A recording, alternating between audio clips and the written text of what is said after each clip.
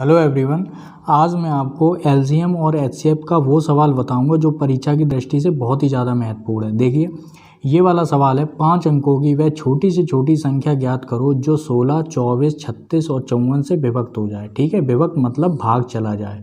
ठीक है, ऐसी ये 4 संख्याएँ देखिए, इसमें कभी कभार क्या है कि 2 संख्याएँ भी आ सकती हैं, 3 संख्याएँ भी आ सकती हैं, इसमें 4 संख्याएँ हैं। ठीक है, तो छोटी से छोटी का मतलब होता है एलसीएम।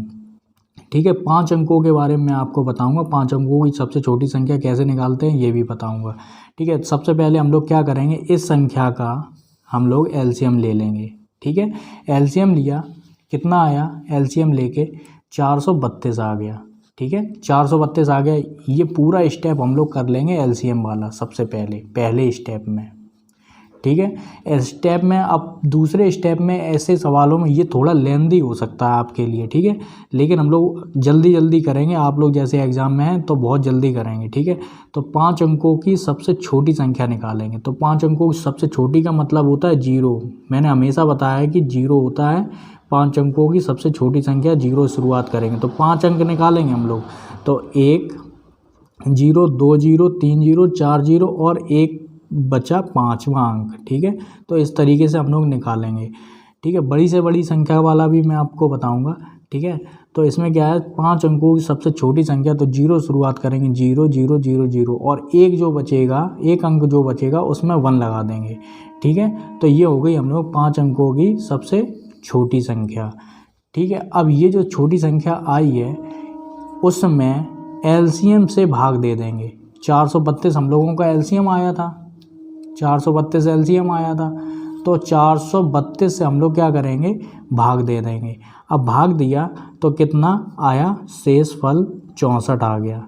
ठीक है, ये दूसरा स्टेप है, शेषफल आ गया।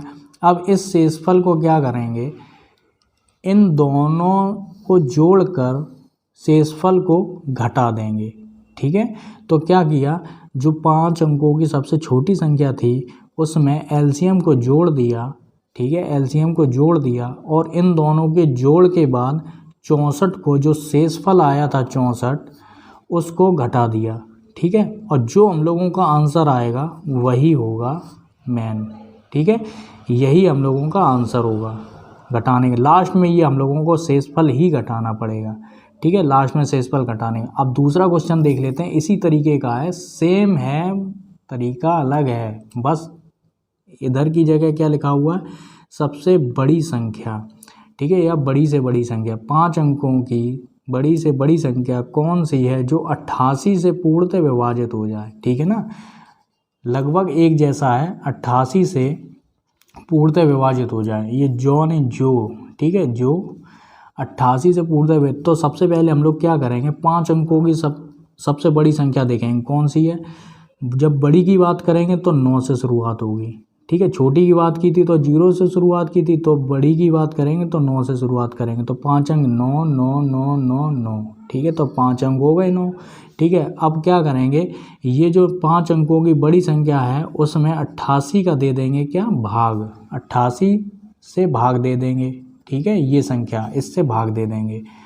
अब यहाँ पे भाग देने के बाद शेष आएगा, शेषफल आएगा 31, शेषफल यहाँ पर आया हुआ है, 31 शेषफल आ गया। अब ये जो संख्या 5 अंकों की सबसे बड़ी संख्या थी उसमें शेषफल को घटा देंगे। ठीक है ना, शेषफल तो हमेशा घटता ही है। ठीक है, शेषफल हमेशा घटता ही है। तो सिर्फ एक ही सवाल ऐसा था जो उसमें मैंने पिछले वाले वीडियो में बताया था, जिसमें छोटी छोटी संख्या थी, उसमें क्या है, शेषफल जुड़ जा रहा था। ठीक है ना, शेषफल जुड़ जा रहा था सिर्फ उसी संख्या में, उसी वाले सवाल में। ठीक है, तो इस वाले सवाल में क्या है कि 31 क्या घट जाएगा। ठीक है, और सभी में घटता ही है शेषफल। ठीक है, आपको अगर वीडियो अच्छा लगे, समझ में आया हो, तो आप इसे सब्सक्राइब कर सकते हैं। ठीक है, पूरा वीडियो देखने के लिए दोस्तों आपका बहुत बहुत धन्यवाद।